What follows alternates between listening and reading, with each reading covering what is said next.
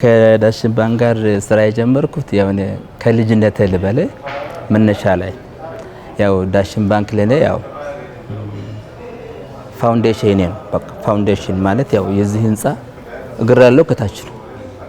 እኔም እንደዛው ዳሽን ባንክ ለኔ ያው የዛ የህንጻው እግር እንደማለት መነሻዬ ነው።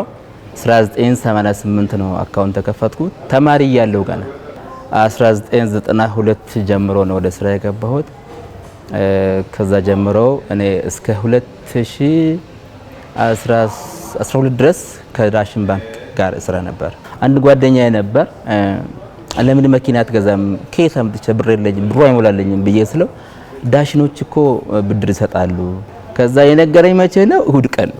ከዛ ሰኞ ማመልከቻ ያስገባው ሮብ መልሱ ከአዲስ አበባ ተመለሰ እንዲገዛ ተፈቅዶለታል የሚል። ከዛ በዚህ መኪና እየሰራው አንድ 5 ወር 6 ወር እንደሰራው አሁንም ትንሽ ብር ያስኩኝ ምን ልሆን ነው ሁለተኛ መኪና ልገዛ ነው። አሁንም ምን አደረገ እጃ ማከርኳቸው። አሁንም ተሰነ ብር አለኝ ብድር ጫስጡኝና አሁንም ጨምሬ መኪና ልግዛ አልኳቸው። ግዛሉኝ። አሁንም በ6ኛ ወር ሁለተኛ አይሱዙ ገዛው።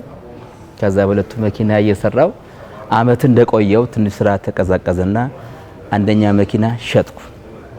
አንደኛ መኪና ሲጨምና ያደኩ ይሄኛው አሁን ያለንበት ድርጅት ሆቴል ቦታ ገዛ በአንዱ አይሱዙ ማለት ነው። አሁን ይሄ የምታዩት ሆቴል በአንደኛ መኪና መጀመሪያ ከዳሽን ጋር ዳሽን ብድር ፈቅዶልኝ በወሰድኩትና ከዛ ደግሞ ስራው ሲሰፋ የገዛሁት ቤት ነው። አሁን የኪራዩ ኢንተርናሽናል ሆቴል አሁን በጣም ሰፊ ነው፣ ትልቅ ነው። ኮትኩቶ መክሮ ያሳደገኝ ባንክ ነው።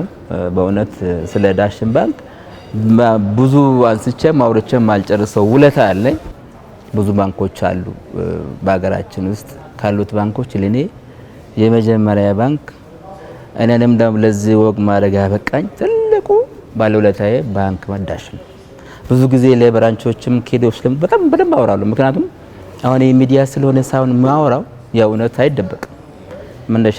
መነሻው ላይ ትልቁን ክሪክ ሆኖ ትልቅ ወደ ስራና ወደ ንግዱ ወደ እድገቱ ማማ ያበቃኝ ዳሽን ስለሆነ ባለውለታዬ ነው። በጣም ወዶና ማፈቅሮ ባንክ ነው።